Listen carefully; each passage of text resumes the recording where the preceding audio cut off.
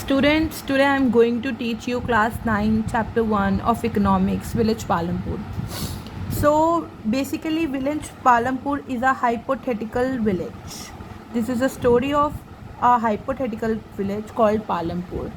Hypothetical means imaginary, or we can say kalpanik. Okay, so introduction. Palampur is a small village.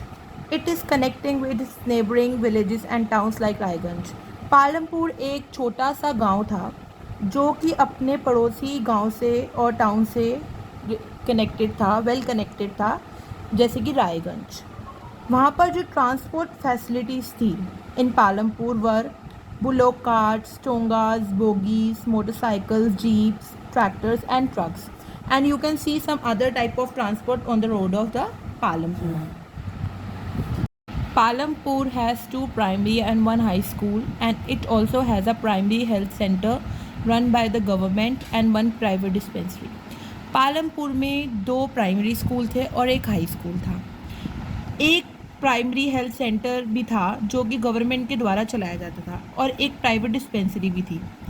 Palampur में लगभग 450 families रहती थी, different caste की, जिसमें से 80 फैमिलीज़ जो थी वो अपर कास्ट फैमिलीज़ थी, और मेजॉरिटी ऑफ द लैंड वो ऑन करती थी, उनके पास था. इसमें जो 1/3 ऑफ द पॉपुलेशन थी वो थी शेड्यूल्ड कास्ट की पॉपुलेशन, और लगभग सारे हाउसेस में जो था इलेक्ट्रिक कनेक्शन था. वहाँ की प्रोडक्शन एक्टिविटीज़, मतलब जिससे वो कमाते थे, वो ज़्यादातर थी small manufacturing industries, transport, shopkeeping, मतलब शॉप की चलाना, और farming. Now we are going to read organisation of production. Production की एक ऑर्गेनाइजेशन होती थी जिसका गोल और वी कैन से एम था to produce goods and services. Goods और सर्विसेज को प्रोवाइड कराना, प्रोड्यूस करना, ठीक है. जिसके अंदर हमें 3 चीज़ें रिक्वायरमेंट होती थी: land, labour and capital. Land होगी अपनी ज़मीन, लेबर जो मज़दूर वगैरह हमारे अंडर काम करते हैं, और कैपिटल मीन्स पैसा जो हम लगाते हैं किसी भी फैक्ट्री को या किसी भी बिज़नेस को स्टार्ट करने के लिए. और हमें कुछ नेचुरल रिसोर्स की ज़रूरत भी पड़ती है जो कि लैंड एंड वाटर हमारी फुलफ़िल कर देता है. For labour intensive industry. अब जो लेबर इंटेंसिव इंडस्ट्री होती है, मतलब जिसमें हमें लेबर की रिक्वायरमेंट होती है, ठीक है, उसके अंदर हमें लेबर चाहिए होती है, और कैपिटल तो चाहिए ही रहेगी हमें फाइनेंशियल एड के लिए. ऑब्वियसली कोई भी काम जो है वो पैसे या फाइनेंशियली कह लो वो होना, वहाँ पर सपोर्ट ज़रूरी है. ओके, नाउ अब हमें कुछ फिज़िकल कैपिटल्स भी चाहिए होती है, जिसके अंदर भी कैटेगरीज होती हैं. एक होती है वर्किंग कैपिटल. वर्किंग कैपिटल में अपना जितनी भी सामान है जो हमें फैक्ट्री लगाने के लिए या किसी भी काम को शुरू करने के लिए चाहिए वो होता है, जैसे कि raw materials, money in hand, पैसा चाहिए हाथों में. और उसके अंदर कुछ फिक्स कैपिटल्स भी होती हैं, जैसे कि tools, machines and buildings. Fix capital हम इनको इसलिए कहते हैं कि हम बार बार जब हम नया काम चीज़ बनाते हैं तो हम बार बार टूल्स, मशीन्स या बिल्डिंग चेंज नहीं करते हैं बट बहुत सालों बाद. लेकिन ये फिक्स्ड हो जाती हैं. एक बार मशीन ख़रीद ली तो हम उससे बार बार काम कर सकते हैं, लेकिन रॉ मटेरियल्स भी ख़त्म हो जाते हैं और मनी इन हैंड भी ख़त्म हो जाते हैं. सेकंड होती है हमारी ह्यूमन कैपिटल. इसमें हमें लेबर तो चाहिए ही रहेगी सेलिंग पर्पस के लिए. बेचेगा कौन? बेचेगा तो एक इंसान ही ना. Now we are going to start about farming in Palampur. Farming कुछ फैक्टर्स पे बेस्ड थी, जिसमें से पहला फैक्टर है लैंड इज़ फिक्स्ड. 75% जो पॉपुलेशन थी पालमपुर की वो अपना घर या कह लो उनके काम जो था वो फार्मिंग ही थी, वो फार्मिंग पे डिपेंड थी. जो लैंड था खेती करने का, the land under the cultivation is fixed. Land जो था फिक्स था, और 1960 तक कह लो या 1960 से लेके उसमें कोई भी एक्सपेंशन नहीं हुई थी. Okay, now the second factor is change in method of cultivation. अब कल्टीवेशन खेती के मेथड में कुछ चेंजेस लाए गए, जिसमें से एक था मल्टीपल क्रॉपिंग और सेकंड था modern farming. Are the method of cultivation use in Palampur to increase the production from land. अपनी प्रोडक्शन बढ़ाने के लिए मल्टीपल क्रॉपिंग का यूज़ किया गया और मॉडर्न फार्मिंग का यूज़ किया गया. आप लोगों को पता ही होगा कि मल्टीपल क्रॉपिंग क्या होती है एंड मॉडर्न फार्मिंग क्या होती है। अगर नहीं पता है तो वैसे भी मैं आपको आगे ये डिस्कस कराने वाली हूँ। ये जो दो मेथड हैं ये हमें बहुत हेल्प करते हैं प्रोडक्शन बढ़ाने के लिए। मल्टीपल क्रॉपिंग में क्या होता है, पहले हम इसकी डेफिनेशन पढ़ लेंगे, फिर मैं आपको समझाती हूँ। Cultivation of different types of crops on a same piece of land at same और different time is called multiple cropping. इसमें क्या होता है कि आप दो से ज़्यादा या दो क्रॉप एक ही पीस ऑफ लैंड पे उगा सकते हो सेम टाइम पे और डिफरेंट टाइम पे। इससे क्या होता है, जैसे कि हमारा जो प्रोडक्शन है वो डबल हो जाता है। आप खुद देखिए कि अगर आप एक जगह पे दो चीज़ें लगाएंगे तो आपको दोनों ही चीज़ें आप उगा सकते हैं एक टाइम पे। इससे आपका टाइम वेस्ट भी नहीं हो रहा और आप वैरायटी ऑफ द क्रॉप्स उगा सकते हैं। फॉर एग्ज़ाम्पल ज्वार एंड बाजरा जो हैं वो रेनी सीज़न पे उगते हैं, तो आप दोनों को एक पीस लैंड ऑफ पे लगा लीजिए। ऐसे ही पोटैटो जो है वो अक्टूबर और दिसंबर में होता है, और वीट जो है वो भी विंटर सीज़न पे ही उगती है। सेकंड मेथड है हमारे मॉडर्न फार्मिंग में क्या होता है, इसमें हम HYV सीड्स का यूज़ करते हैं, जिसकी फुल फॉर्म है हाई यील्डिंग वैरायटी सीड्स। इससे क्या होता है, हमारा जो सेम पीस ऑफ लैंड पे जहाँ पर हम ट्रेडिशनल सीड्स यूज़ करते थे, अगर हम HYV सीड्स यूज़ करेंगे तो हम ज़्यादा जो क्वांटिटी ऑफ द ग्रेन्स है उगा सकते हैं, हमें वो मिल सकती हैं। नेक्स्ट, इसमें जो फर्स्ट स्टेट्स इसको ट्राई करने वाले थे वो हैं पंजाब, हरियाणा और वेस्टर्न उत्तर प्रदेश। इसके अंदर मॉडर्न फार्मिंग के अंदर ग्रीन रेवोल्यूशन भी आया। ग्रीन रेवोल्यूशन के आने से इसमें हमने HYV सीड्स यूज़ करे, इससे हमारे राइस और वीट की प्रोडक्शन डबल्ड हो गई, कह लो बहुत ज़्यादा हो गई। ऑब्वियसली अगर डबल होएगी या ज़्यादा होएगी तो हमें फ़ायदा भी होएगा। HYV सीड्स यूज़ करें ट्रेडिशनल सीड्स की जगह, इससे हमें एक ही प्लांट से more amount of grain. Another factor of farming in Palampur was sustainability of land, means land कितना देर टाइम तक सस्टेन कर सकता है, रह सकता है।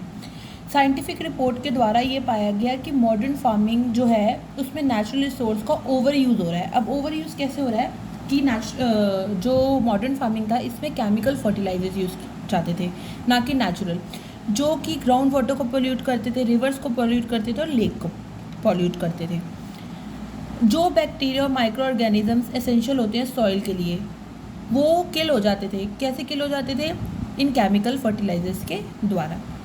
Another factor is distribution of land. इसमें क्या होता था, लैंड कैसे डिस्ट्रीब्यूट हुआ था people among the people of the Palampur. जो 1/3 ऑफ पॉपुलेशन थी वो थी लैंडलेस। मैंने आपको बताया था शेड्यूल कास्ट थे, और जिसमें 240 फैमिलीज़ थी वो small plots of land cultivate करती थी, और that is 2 hectares in size, जिसका साइज़ होता था 2 hectares. And remaining 60 families cultivate more than 2 hectares of land, और जो बाकी 60 फैमिलीज़ थी वो 2 हेक्टेयर्स से ज़्यादा लैंड को कल्टीवेट करती थी।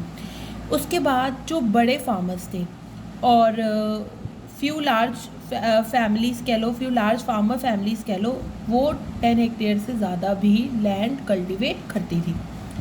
Another factor is labour. अब लेबर तो हर किसी के लिए हमें चाहिए।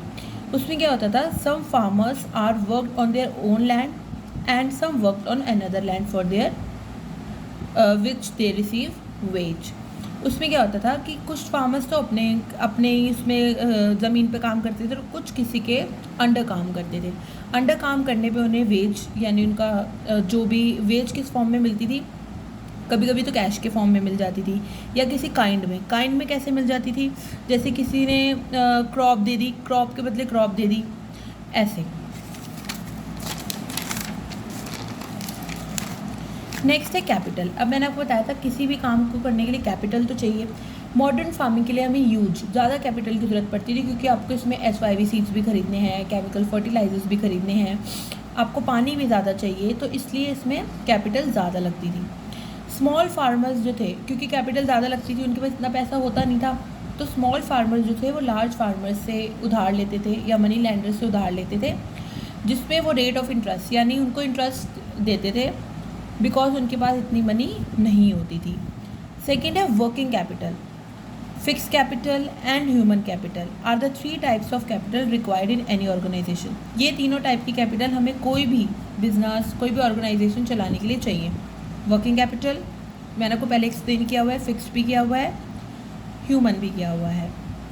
वर्किंग में raw materials, money in hand आ जाता है. फिक्स कैपिटल में टूल्स, मशीन्स, बिल्डिंग्स आ जाता है. एंड ह्यूमन कैपिटल में लेबर आ जाती है फॉर सेलिंग पर्पस.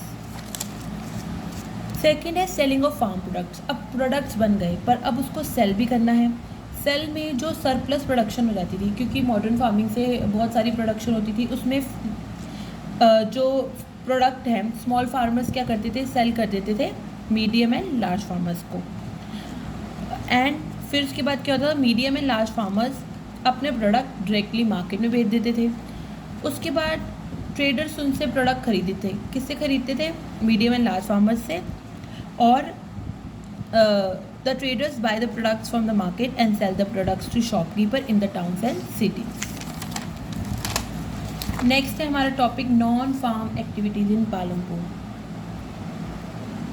हमने फार्मिंग एक्टिविटीज़ की बात की, अब हम non farm activities in Palampur करेंगे. 75% पॉपुलेशन जो पालमपुर की थी वो थी फार्मिंग में एंगेज, लेकिन जो बाकी 25% पॉपुलेशन थी वो थी नॉन फार्म एक्टिविटीज़ में एंगेज. इसमें क्या होता था, स्मॉल स्केल मैन्युफैक्चरिंग इंडस्ट्रीज़ होती थी.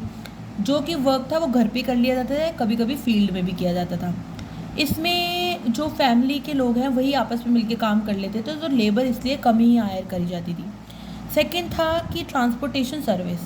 People and goods are ferried from one place to another through transport service. Workers get paid for this service. Road is the mode of transportation in Palampur. जो people, लोग या फिर जो सामान था, goods थे, वो इधर से उधर ले जाए जाते थे ट्रांसपोर्ट सर्विस के द्वारा. जो ये सर्विस करते थे ट्रांसपोर्ट की, उन्हें इसके पैसे मिलते थे. और जो मोड ऑफ ट्रांसपोर्टेशन था वो था रोड.